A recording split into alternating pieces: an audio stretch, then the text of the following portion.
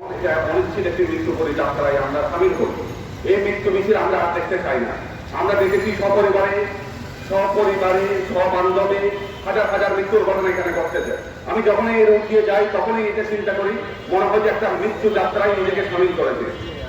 আমরা সচেতন নাগরিক হিসেবে আজকে যে এখানে দাঁড়াইছে এটা অনেক স্কুলে আমরা আমার একটা জাতি যে কিছু না ঘটলে আমরা কোনো প্রতিকার চাই না এবং প্রতিকার পাই না, এবং প্রতিকার পাওয়ার ভয়টা হয়ে গেছে আমাদেরকে শেষ পর্যন্ত ধ্বংসাত্মক কোনো কিছু না ঘটলে আমরা এটার কোনো প্রতিকারও পাই না।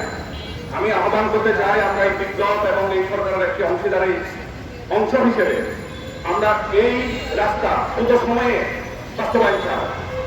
এই রাস্তা বাস্তবায়নের পূর্বে আমরা বড় বড় প্রজেক্ট দেখেছি। চট্টগ্রাম থেকে কক্সবাজার পর্যন্ত যে রেললাইন করা হয়েছে প্রায় 17,500 কোটি টাকার প্রজেক্ট, এটা দিয়ে 20টা-50টা রাস্তা করা যেত, কিন্তু আমরা এটা করি নাই। আমরা মানি মেকিং প্রজেক্ট আছে, আমরা কোনো উন্নয়নে এই সুফলটা পাওয়ার কথা ছিল, সেই সুফল আমরা পাই না।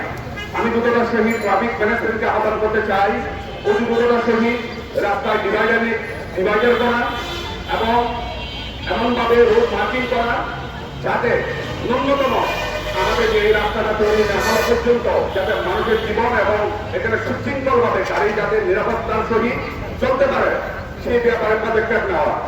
এখানে সকল অংশীদারকে অংশগ্রহণ করতে হবে। সেই সাথে এই রাস্তা, আবারও বলতে চাই, এই রাস্তা এবং আমাদের যিনি বিদ্যুৎ জ্বালানি ও সড়ক উপদেষ্টা ফাউজুল কবিরের আন্তরিকতা আমরা সবাই দেখেছি, ওনার কাজ, ওনার উদ্যম, উৎসাহ সবকিছু আমরা দেখতে পাচ্ছি। কিন্তু এই প্রজেক্টটা অতি দ্রুততার সহিত বাস্তবায়ন না হলে আমরা কেউ ঘরে ফিরে যাবো না। আমরা চাই সুনির্দিষ্টভাবে এই প্রজেক্টের ঘোষণা আগামী 1 মাসের মধ্যে ঘোষণা দিবে এবং পরিকল্পনা মন্ত্রণালয়টা পাস হবে এবং আমরা চাই এটা টেন্ডারে লাইভ আসবে, কারণ এটা জীবনের সাথে সম্পৃক্ত এবং যা কিছু করা দরকার আমি আমার পার্টি সহ এই চট্টগ্রাম সমিতির পক্ষ থেকে সমস্ত কিছু করার পাশে থাকবো এবং চেষ্টা করে যাবো।